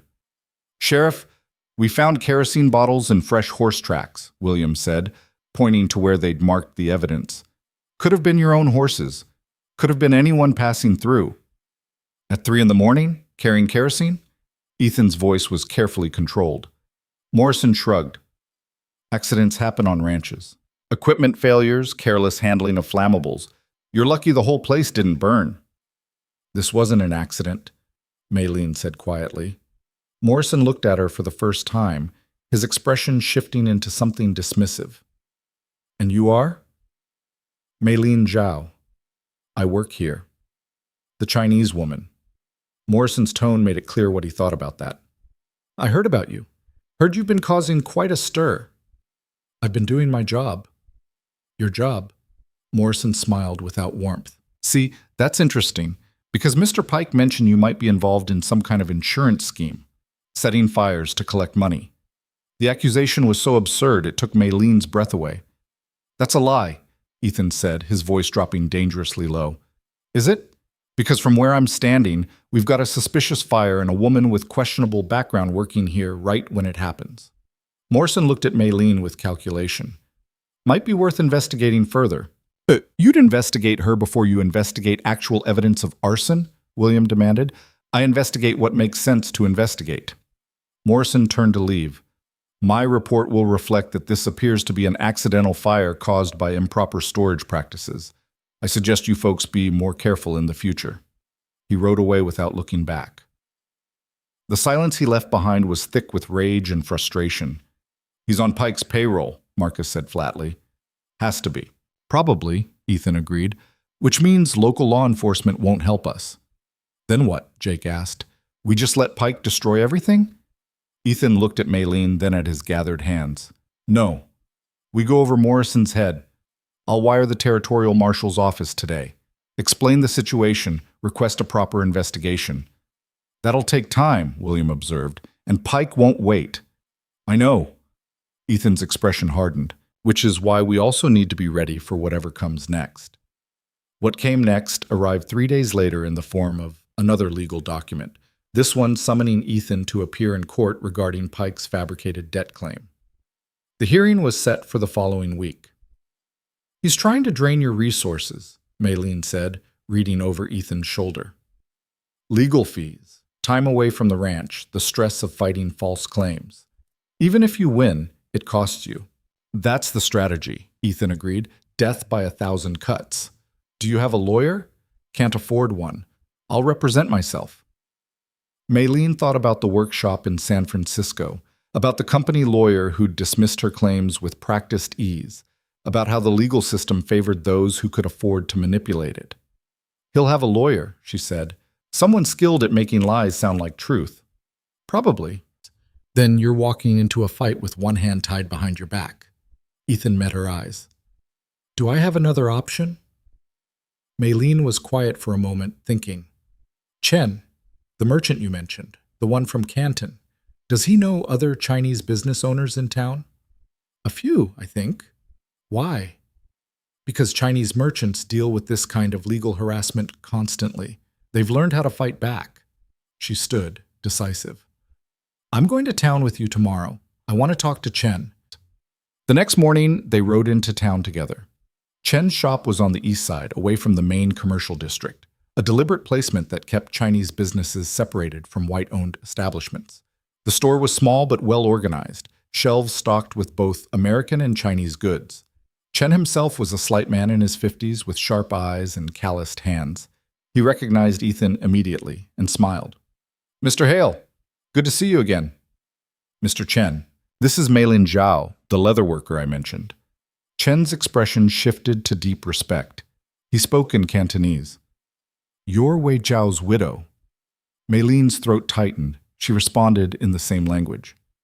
You knew my husband? I worked on the same railway section before I saved enough to leave. Wei helped me repair my tools when the company tried to charge me for replacements. He was a good man. He was. They spoke for a few minutes in Cantonese about Wei, about San Francisco, about the common experience of building lives in a territory that didn't want them. Then Meilin switched back to English for Ethan's benefit. Mr. Chen, I need advice. A businessman named Victor Pike is attacking us with false legal claims. We have evidence he's lying, but the local sheriff won't investigate. Do you know anyone who might help? Chen's expression turned knowing. Pike. Yes, I know of him. He tried similar tactics with several Chinese businesses last year, claimed breach of contract, demanded payment for services never rendered. What happened? We documented everything, every transaction, every conversation, every piece of correspondence. Then we pooled resources and hired a lawyer from Denver who specialized in fraud cases. Chen smiled slightly. Pike withdrew his claims rather than face a trial where his methods would be exposed publicly. You won by making the fight more expensive than the prize, Meilin said. Exactly. Pike operates on intimidation. When that doesn't work, he reassesses whether the battle is worth the cost. Ethan leaned forward. This lawyer from Denver, would he be willing to take another case? For the right client, yes, but his services are expensive. How expensive? Chen named a figure that made Ethan wince. It was more than the ranch's operating budget for a month. I don't have that kind of money, Ethan said quietly. We might, Meilin said. Both men looked at her. The Chinese merchants who fought Pike before, would they be willing to invest in fighting him again, if we pool resources the way you did before? Chen considered this. Possibly. Pike's been quiet lately, but he's still a threat. Weakening his position benefits the entire community. He looked at Ethan seriously. But they would need to trust you, to believe you're genuinely fighting Pike rather than using this as an excuse to collect money. How do I earn that trust? You already started, Chen said. You hired Miss Zhao despite knowing it would cause problems. You buy from my store instead of Thompson's, even though it's less convenient. You treat Chinese workers as people rather than problems. He paused. But trust requires more than individual action. It requires standing publicly with us when it costs you something. Ethan was quiet for a long moment. Then he nodded. What do you need me to do? Over the next hour, Chen laid out a plan. Ethan would write a public letter to the territorial newspaper describing Pike's tactics, not just against the ranch, but against Chinese merchants in town. He would document the pattern of harassment, the false claims, the sheriff's complicity, and he would do it under his own name, staking his reputation on the truth. This will make you a target, Chen warned. Pike won't forgive public exposure. He's already made me a target, Ethan replied. Might as well make it count for something. They spent the afternoon composing the letter. Meilin contributed details about the fire, the threats, the timeline of escalation. Chen added information about Pike's previous campaigns against Chinese businesses. Ethan structured it all into a clear, damning narrative. When they finished, Chen read it through twice. This is good, he said. Specific enough to be credible, measured enough to avoid sounding hysterical. I'll take it to the newspaper myself. Thank you, Ethan said. Chen looked at Meilin. Your husband would be proud of you, of what you're building here. The words settled into her chest like stones, heavy but anchoring. They rode back to the ranch as the sun set, painting the valley in shades of gold and shadow. "You didn't have to do this," Maylin said. "Fight Pike publicly, risk your reputation, involve yourself in battles that aren't yours." "They became mine the moment he threatened you on my property," Ethan replied. "And they're not just about you anymore. They're about whether men like Pike get to operate without consequences." Noble sentiment, dangerous in practice. "Probably," Ethan glanced at her, "but some things are worth the danger." The letter appeared in the territorial newspaper 3 days later under the headline, "Systematic Harassment of Frontier Merchants." It named Pike specifically, detailed his methods, included testimony from multiple sources. It was measured, factual, and devastating. Pike's response came within hours. He arrived at the ranch with 6 men, not hired muscle this time, but a federal marshal and 5 deputies. The marshal was a lean man with a hard face and eyes that missed nothing. "Ethan Hale?" the marshal asked. "That's me." "I'm Marshal Davis. I have a warrant for your arrest on charges of defamation and fraud." The words fell like hammer blows. "That's absurd." William started forward, but Ethan raised a hand. "On what basis?" Ethan asked calmly. "Victor Pike has filed formal charges claiming you fabricated evidence and made false public statements with intent to damage his business reputation." Davis held up the warrant. "You'll need to come with us." "The statements in that letter are true," Maylin said, stepping forward. "We have evidence. Evidence can be presented at trial, miss. Right now I'm executing a lawful warrant." Ethan looked at his hands, then at Maylin. "It's all right. Let them do their job." "Boss," Marcus protested. "It's all right," Ethan repeated firmly. He turned to William. "You're in charge while I'm gone. Keep everyone working, keep the ranch running, and send a wire to that lawyer Chen mentioned." "We'll get you out," William promised. "I know." They took Ethan in handcuffs, a calculated humiliation designed to break morale. Maylin watched him ride away between deputies, his back straight despite the restraints. When they were gone, she turned to find the ranch hands looking at her. "What do we do?" Samuel asked quietly. Maylin thought about Wei and his faith in systems that had ultimately betrayed him. She thought about the workshop she'd lost, the life she'd built that crumbled when the law decided her claims didn't matter. And she thought about the bucket line, 7 people refusing to let fire win. "We fight," she said. "We document everything, we contact that lawyer, and we make so much noise that they can't ignore us." "Pike's got the law on his side," Jake pointed out. "He's got corrupt officials on his side," Maylin corrected. "That's not the same as having the law. Real law requires truth and evidence. If we can get this in front of someone honest, we win." "That's a big if," Marcus said. "Yes," Maylin agreed. "But it's the only if we have." They worked through the night preparing their case. William wrote out detailed timelines.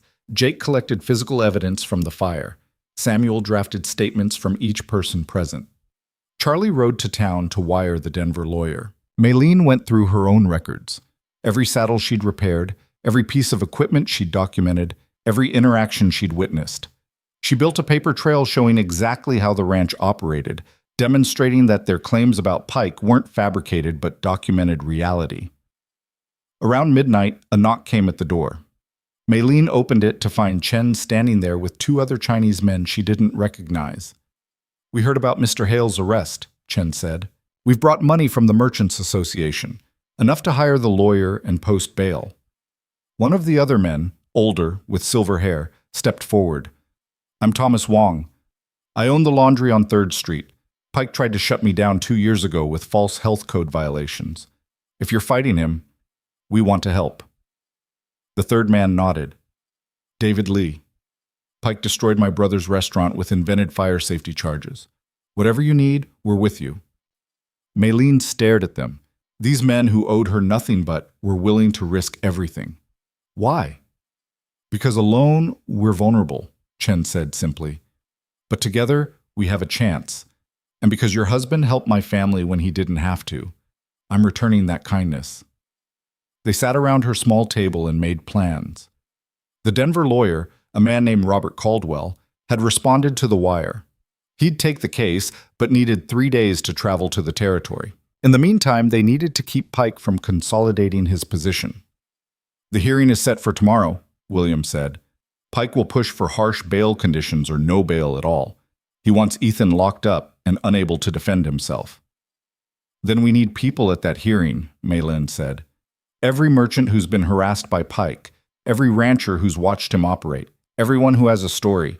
We fill the courthouse and we make the judge see this isn't isolated.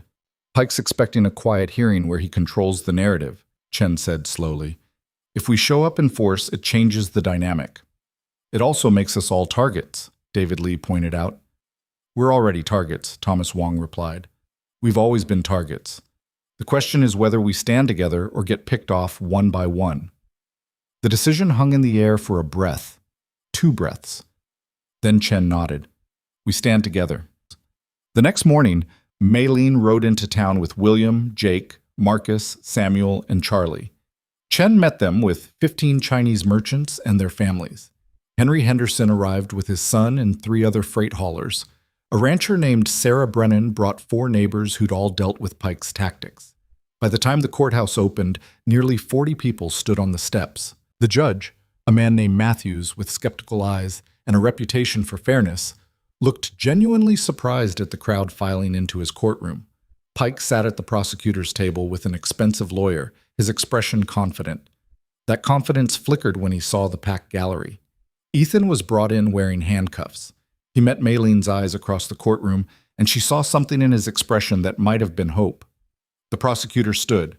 Your Honor, we're here regarding charges of defamation and fraud against Ethan Hale, who published false and malicious statements about my client, Victor Pike. Judge Matthews looked at the prosecutor, then at the crowded courtroom. This is a bail hearing, Counselor. I'm not trying the case today. Of course, Your Honor, given the serious nature of the charges and Mr. Hale's demonstrated willingness to make public false statements, we request he be held without bail until trial. On what grounds? Flight risk and danger to my client's business interests. He's lived in this territory for 15 years, William called from the gallery. Never run from anything in his life. Matthews raised his gavel. Order. If there are witnesses who wish to speak, they'll be recognized properly. Pike's lawyer stood.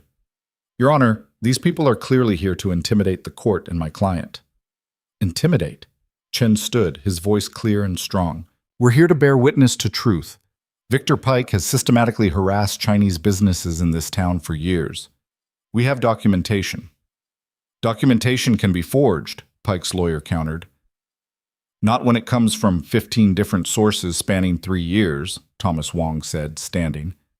Not when it includes official complaints filed with the sheriff that were never investigated. Judge Matthews leaned forward, his interest clearly caught. You have official complaints on record? Yes, Your Honor. Filed with Sheriff Morrison, all dismissed without investigation. The judge's expression shifted slightly. He looked at Pike, then at the assembled crowd, then at Ethan. Mr. Hale, you're charged with defamation and fraud. How do you plead? Ethan stood as much as the handcuffs allowed. Not guilty, Your Honor. Every statement in that letter is true and can be substantiated. The bail request is before me. Does anyone wish to speak to Mr. Hale's character? Half the room stood. One by one, they testified. Ranch hands spoke of Ethan's fairness and honesty. Merchants described his integrity in business. Henderson told the story of the wagon repair, of Maylin's skill and Ethan's support. Sarah Brennan detailed how Ethan had helped her ranch through a hard winter without expecting repayment. When it was Maylin's turn, she stood and spoke clearly. I'm Maylin Zhao. I work for Mr. Hale as a leather craftsperson. Before I met him, I was surviving by taking whatever work I could find, being paid a fraction of what I deserved because of my heritage. Mr. Hale hired me based on skill alone. When Victor Pike threatened me and demanded I work for him instead, Mr. Hale refused to be intimidated. When Pike's men burned our barn in retaliation, Mr. Hale chose to fight publicly rather than submit quietly. She paused, choosing her next words carefully. The letter Pike calls defamatory is simply the truth spoken loudly enough that it can't be ignored. If telling the truth is a crime, then we're all guilty. The courtroom was absolutely silent when she finished. Judge Matthews looked at Pike's lawyer. Counselor, I'm granting bail. $500, which seems appropriate given that's the exact amount your client claims Mr. Hale owes him. The irony wasn't lost on anyone. Pike's face darkened, but his lawyer maintained composure. Your Honor, that's insufficient given— My ruling stands, Matthews interrupted. Furthermore, given the serious allegations raised here today about systematic harassment and potential corruption of local law enforcement, I'm requesting that the Territorial Marshal's office conduct a formal investigation into Mr. Pike's business practices. Trial is set for 3 weeks from today, which should give both sides ample time to prepare. Chen, Thomas, and David pooled their money and posted Ethan's bail within the hour. When the handcuffs came off, Ethan rubbed his wrists and looked at the assembled crowd. Thank you, he said simply. All of you. We're not finished yet, Chen replied. Pike will fight harder now that he's been publicly challenged. Let him fight, Maylin said. We'll be ready. They left the courthouse together, a strange coalition of ranch hands, Chinese merchants, freight haulers, and frontier settlers. United not by similarity, but by common cause, by shared experience of Pike's methods, by the simple recognition that some fights require standing together. Pike watched them from the courthouse steps, his expression promising retribution. But for the first time since this started, Maylene looked at him without fear, because she'd learned something Wei never got to understand. Truth backed by collective courage was stronger than lies backed by money. The real battle was just beginning, but they weren't fighting it alone. Robert Caldwell arrived from Denver on a cold afternoon 3 days after the bail hearing. He was younger than Maylene expected, perhaps 35, with sharp eyes and the kind of focused intensity that came from winning cases others assumed were lost. He set up temporary offices in Chen's back room and immediately began interviewing witnesses. Maylene was his third interview. She sat across from him while he took notes in rapid shorthand, occasionally stopping to ask clarifying questions. Tell me about the first time you met Victor Pike, he said. She described that initial encounter, Pike's calculating assessment, his job offer, the implied threats when she refused. Caldwell's pen moved steadily across the page. And the barn fire. Walk me through that night again. Maylene did, adding details she'd remembered since writing her first account. The exact smell of the smoke, the pattern of the flames suggesting accelerant, the sound of horses fleeing into darkness after they'd set the blaze. You're certain you heard horses leaving? Yes. 3 of them, heading west toward the main road. Caldwell made a note. Pike's ranch is west of here. I know. He looked up at her, his expression thoughtful. You understand this case isn't really about a fabricated debt or defamation charges. Those are just tools Pike's using to exhaust resources and force compliance. I understand. The real battle is about whether someone with money and connections can operate above the law, about whether people like you, people without power or protection, can demand justice and actually receive it. He set down his pen. That's a harder fight than proving Pike lied about a contract. I've been fighting that battle my entire life, Maylene said quietly. This is just a different battlefield. Caldwell smiled slightly. Good. Because we're going to need that fight in you. Over the next week, Caldwell built the case with meticulous precision. He tracked down every person Pike had threatened or harassed. He obtained copies of the complaints filed with Sheriff Morrison that were never investigated. He interviewed the freight haulers who regularly traveled past Pike's ranch and could testify to seeing 3 horses leave in the direction of Ethan's property the night of the fire. He also did something unexpected. He requested an independent audit of Pike's business records. On what grounds? Pike's lawyer protested during a pretrial hearing. On the grounds that Mr. Pike has accused my client of fraud while simultaneously claiming a debt based on a contract my client never signed, Caldwell replied smoothly. If we're investigating fraud, let's investigate it thoroughly. Judge Matthews considered this. Motion granted. Mr. Pike, you'll make your business records available for audit by a neutral third party. Pike's face went carefully blank, but Maylene saw the flicker of something that might have been worry. The night before the trial, Maylene couldn't sleep. She sat in her cabin with a lamp burning low, working oil into a bridle that didn't need it, just to keep her hands busy. A knock came around midnight. Ethan stood in the doorway, 2 cups of coffee in his hands. Thought you might be awake, he said. Couldn't quiet my mind. He stepped inside, handing her one of the cups. They sat at her small table, drinking coffee and listening to the night sounds of the ranch. Whatever happens tomorrow, Ethan said, I want you to know something. Hiring you was the best decision I've made in years. Not just because you're skilled, though you are, but because you reminded me that some things are worth fighting for even when the fight looks impossible. Maylene turned the coffee cup in her hands. Pike might win. He has money, connections, experience manipulating the system. He might, Ethan agreed, but he's never faced this before. People refusing to be intimidated, refusing to back down, refusing to let him operate in shadows. He met her eyes. Win or lose tomorrow, we've already accomplished something. We've shown that resistance is possible. That's cold comfort if we lose the ranch. Yes, Ethan acknowledged, but it's more than most people get. They sat in silence after that, two people who'd found unexpected alliance in the face of cruelty, drinking coffee and waiting for dawn. The courthouse was even more crowded for the trial than it had been for the bail hearing. Every seat was filled, people standing along the walls, more gathered outside. The territorial marshal sat in the front row, his presence a reminder that this case had implications beyond one man's vendetta. Pike entered with his lawyer and two assistants carrying boxes of documents. He looked confident, prepared, certain of victory. Caldwell sat alone at the defense table, his materials organized into neat stacks, his expression calm. Judge Matthews called the court to order and looked at both lawyers. This trial concerns two interconnected matters. First, charges of defamation and fraud brought by Victor Pike against Ethan Hale. Second, Mr. Hale's counterclaim that Mr. Pike is engaged in systematic harassment, property destruction, and legal manipulation. We'll address both. He turned to Pike's lawyer. Counselor, your opening statement. Pike's lawyer, a polished man named Thornton, stood and painted a picture of a successful businessman maliciously attacked by a failing rancher desperate to avoid legitimate debts. He presented the fabricated contract, pointed to Ethan's public letter as evidence of malice, and suggested that the barn fire was either accidental or staged for sympathy. When he finished, Caldwell stood. Your Honor, members of the gallery, this case is simple. Victor Pike is a man who believes wealth grants him the right to threaten, intimidate, and destroy anyone who refuses his demands. When those methods failed against Ethan Hale and Maylin Zhao, he escalated to arson and legal manipulation. Caldwell gestured to the packed courtroom. These people are here because they've all experienced Pike's methods. They're here to bear witness to truth. And truth, I believe, will prove more powerful than money. The first witness Thornton called was Pike himself. Under questioning, Pike presented himself as a reasonable businessman whose reputation had been damaged by false accusations.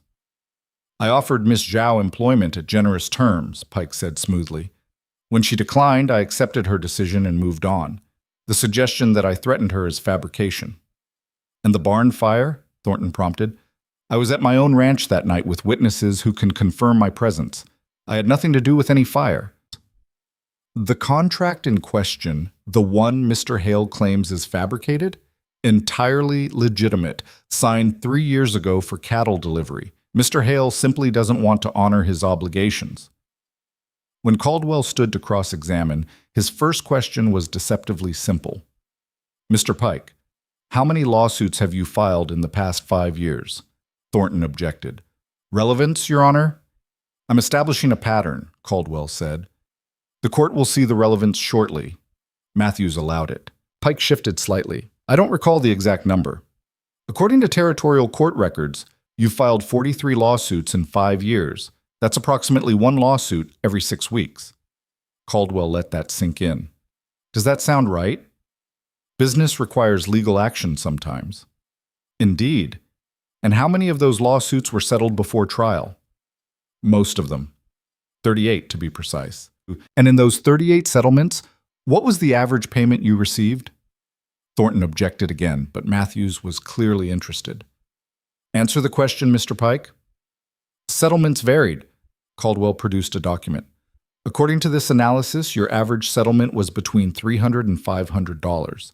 Interesting number. Just enough to hurt a small business, not enough to justify the cost of fighting you in court. He looked at Pike directly. Isn't it true that you deliberately file frivolous lawsuits knowing most defendants will settle rather than face legal costs? That's a mischaracterization of legitimate business disputes. Is it? Caldwell pulled out another document. This is a complaint filed by Thomas Wong 2 years ago, alleging you fabricated health code violations to force him to sell his laundry business. That complaint was dismissed when Sheriff Morrison declined to investigate.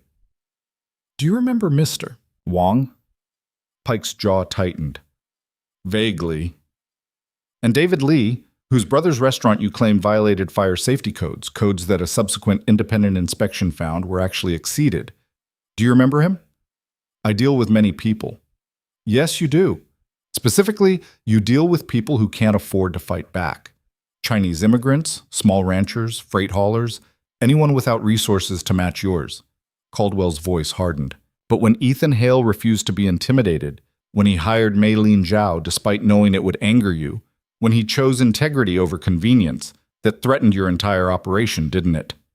Objection! Thornton was on his feet. Speculation and inflammatory rhetoric. Sustained, Matthews said, but he was watching Pike carefully. Caldwell shifted tactics. Mr. Pike, you testified that you were at your ranch the night of the fire. Who can verify that? My ranch hands. Employees whose livelihoods depend on you. Anyone else? Pike hesitated. No. So no independent verification. And your ranch is approximately 90 minutes from Mr. Hale's property by horseback, correct? Approximately. Leaving you plenty of time to return before morning. Caldwell produced another document. This is testimony from a freight hauler named James Morrison, no relation to the sheriff, who was traveling the main road that night. He reports seeing 3 riders heading toward Mr. Hale's ranch around 2 a.m. Can you account for your movements at that time? I was asleep, with no one to verify it except employees who depend on you for their income. The cross-examination continued for another hour. By the time Caldwell finished, Pike's confident demeanor had cracked into visible frustration. Next, Caldwell called witnesses. Henry Henderson testified about the wagon repair and his son's respect for Malin's craftsmanship. Thomas Wong described Pike's harassment of Chinese businesses. Sarah Brennan detailed Pike's attempts to force her into selling her ranch at below-market prices. Then Caldwell called Maylene. She walked to the witness stand aware of every eye in the courtroom. She wore the red kipao, stained, worn, but still unmistakably red. A choice, not an accident. Caldwell's questions were straightforward. He asked her to describe Pike's initial job offer, the threats when she refused, the barn fire, the aftermath. She answered each question calmly, precisely, without embellishment. When Thornton cross-examined, he tried to undermine her credibility. Ms. Zhao, you're an immigrant with no legal standing in this territory, correct? I'm a resident with legal work authorization. You've been in the territory less than a year? Yes? And in that time, you've made enemies. People who don't appreciate outsiders taking jobs from locals. I've made enemies among people who value prejudice over competence, Maylene replied evenly. That's different from taking jobs. I earned my position through skill. Thornton tried a different approach. Isn't it true that you stand to benefit financially if Mr. Hale wins this case? I stand to keep my job, if that's what you mean. A job that pays well. A job you might be motivated to protect through false testimony. Caldwell objected, but Maylene answered anyway. I've survived by telling truth even when lies would be more profitable. I'm not about to change that pattern now. The gallery murmured approval. Thornton dismissed her, clearly recognizing he'd gained no ground.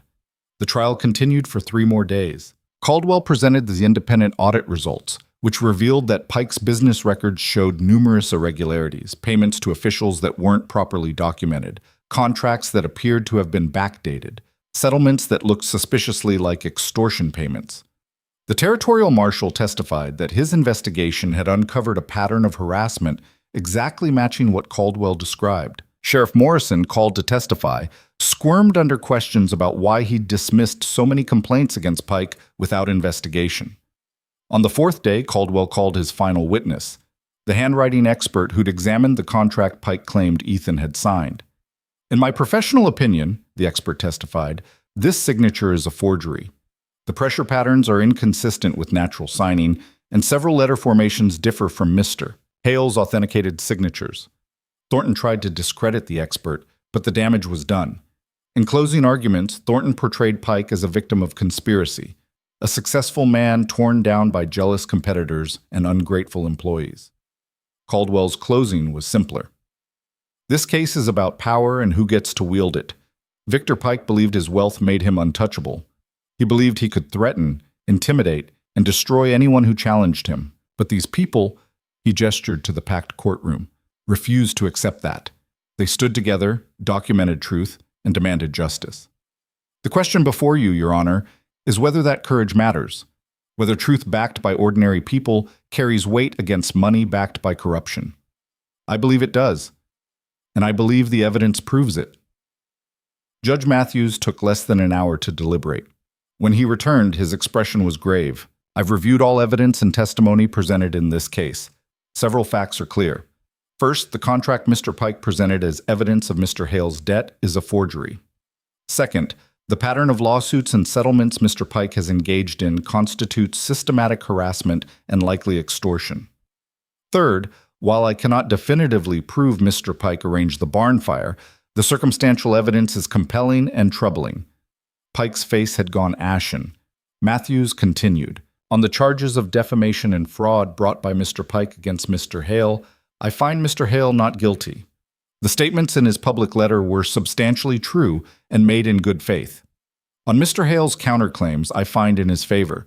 Mr. Pike is ordered to pay restitution for property damage, legal costs, and punitive damages totaling $2,000.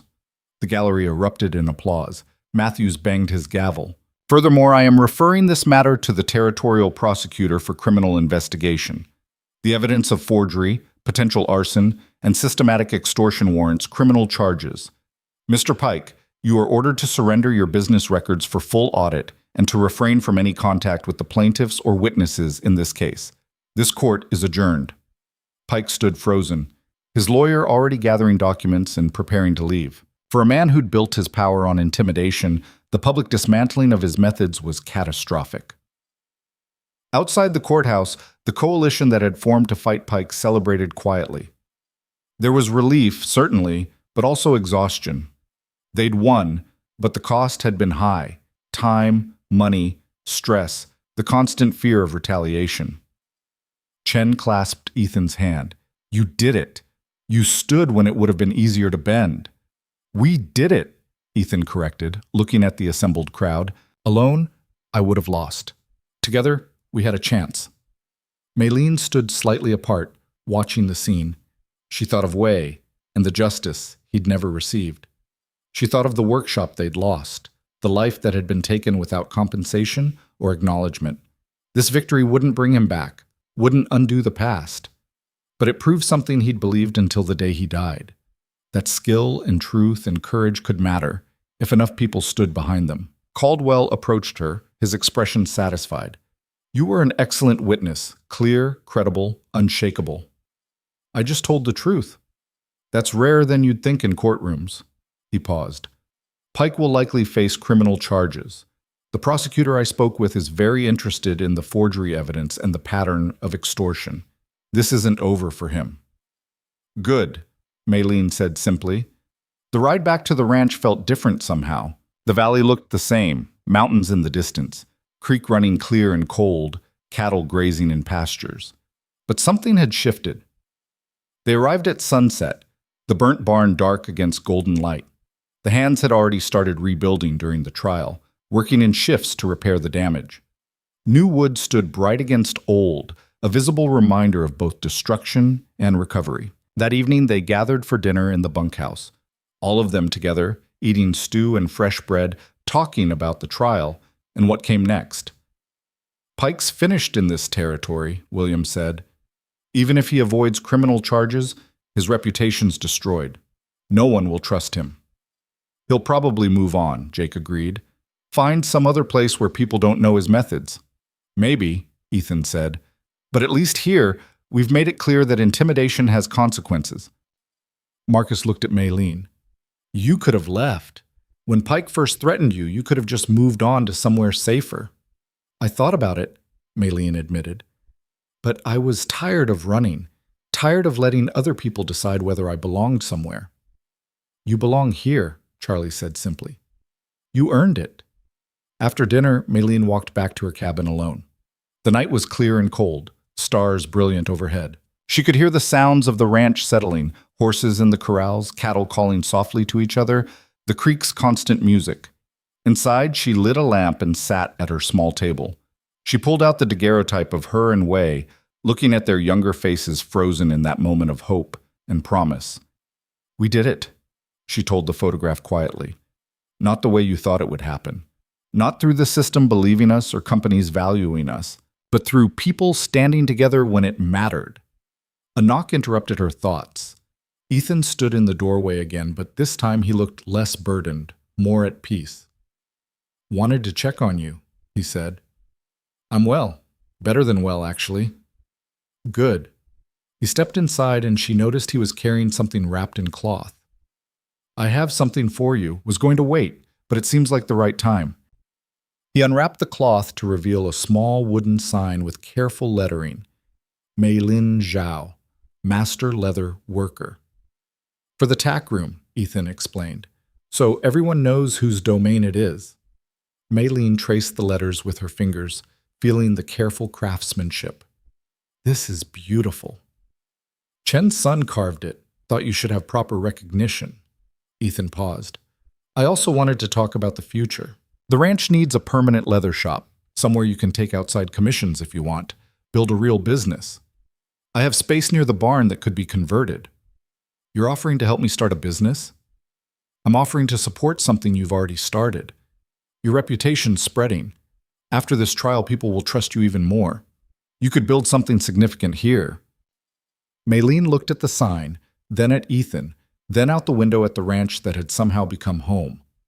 "I'd like that," she said. "Very much." They stood together in comfortable silence, two people who'd found unexpected partnership in the face of adversity.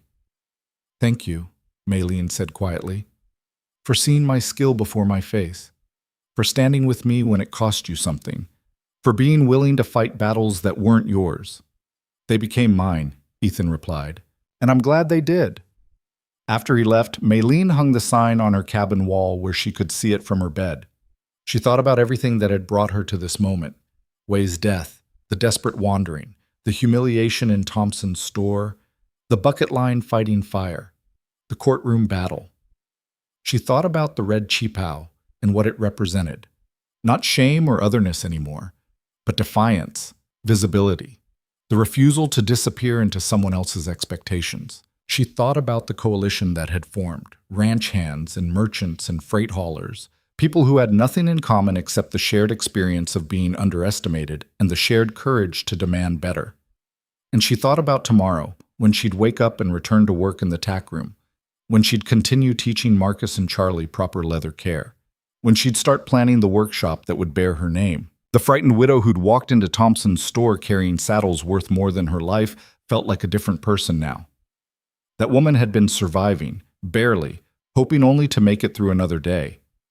This woman, the one who'd stood in a courtroom and spoken truth, who'd fought fire alongside people who'd become family, who wore red silk stained with honest work. This woman was building something permanent. 6 months later, the workshop was complete. It stood between the barn and the main house, built from new timber and fitted with large windows for natural light. Inside, Mei Lin had organized her tools with the same precision she brought to everything: punches arranged by size, leather sorted by weight and quality, works in progress hanging on designated hooks. The sign Chen's son had carved hung above the door, visible from the main road. Business came steadily. Ranchers from across the territory brought equipment for repair. Freight haulers commissioned custom harnesses. Even some of the Chinese merchants in town ordered leather goods, bags, belts, cases for fragile instruments. Mei Lin hired an apprentice, a young woman named Sarah, who'd shown up asking if the Chinese leather worker took students.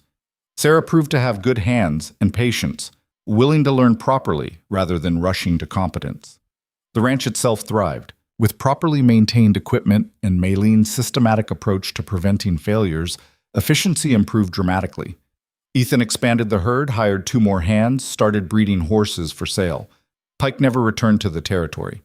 Word filtered back that he'd faced criminal charges in Denver for a separate fraud case and was serving time in a territorial prison.